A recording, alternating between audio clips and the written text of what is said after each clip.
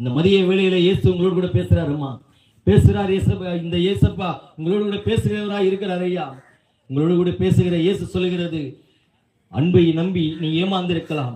இந்த மனிதனுடைய அன்பு எதிர்பார்க்கிற அன்பு, ஆனால் இயேசுவின் அன்பு எதிர்பார்க்கிற அன்பு இல்ல, அது கொடுக்கிற அன்பு, உங்களுக்கு சமாதானத்தை கொடுக்கிற அன்பு, உங்களுக்கு சந்தோஷத்தை கொடுக்கிற அன்பு.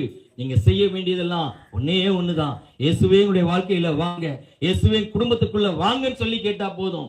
இயேசுவானவர் நிச்சயம் வருவார், பெரிய மாற்றத்தை கட்டளையிடுவார்.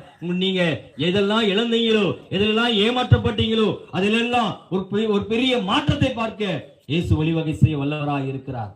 ஆகையால இந்த சத்தத்தை கேட்டுக்கொண்டிருக்கிற அன்பு சகோதரா, அன்பு சகோதரி, தாய்மார்களே, நீங்கள் யாராயிருந்தாலும் இயேசுவின் அன்பை ருசிச்சு பாருங்க. வேதத்துல சொல்லுகிறது, கர்த்தர் நல்லவர் என்பதை ருசித்து பாருங்கள். இயேசுவின் அன்பு மகா பெரியது என்பதை நீங்கள் ருசிச்சா தெரியும். நீங்க ஒரு முறை வாழ்க்கையில வாங்கன்னு சொல்லி கூப்பிட்டு பாருங்க, இயேசுவானவர் வருவார். நீங்கள் எதிலெல்லாம் வியாகுலப்படுகிறீர்களோ, கஷ்டத்தை நினைச்சு நீங்கள் பாரப்பட்டு கொண்டிருக்கிறீர்களோ, இந்த நாளிலே இயேசுவானவர் மாற்றி இந்த 2025ஆம் ஆண்டை உங்களுக்கு ஆசீர்வாதமான ஆண்டாய் கொடுக்க போகிறார்.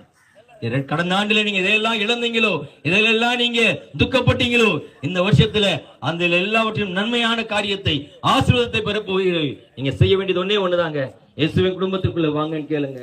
இயேசு நிச்சயமாய் வருவார், ஒரு மாற்றத்தை தருவார். அது மாத்திரமா, நீங்கள் இந்த இரவில மரித்தாலும் இயேசுவோடு கூட நீங்கள் பரலோகத்தில் போய் சேர முடியும். ஏனென்று சொன்னால், பரலோகத்தினுடைய திறவுகோல் என்கிற சாவி அவர் இயேசு கிட்ட தான் உண்டு. அதற்காக தான் இயேசு கிறிஸ்து சிலுவையிலே தன்னை ஒப்பு கொடுத்தார். ஆகையாலே நாம் இன்றைக்கு மரித்தாலும், இந்த உலக சம்பத்து, உலக செல்வம், உலகத்தில் உள்ள எல்லாவற்றையும் நாம விட்டு மரித்தவர்களாய் கடந்து சென்றாலும், நாம நிம்மதியாய் நம்முடைய ஆத்மா வாழணும்னு சொன்னா இயேசுவோடு கூட பரலோகத்துல மட்டும்தான் இருக்க முடியும். இல்லைன்னு சொன்னா நரகத்துக்கு போயிட்டா அங்க ஒரே வேதனை தான்.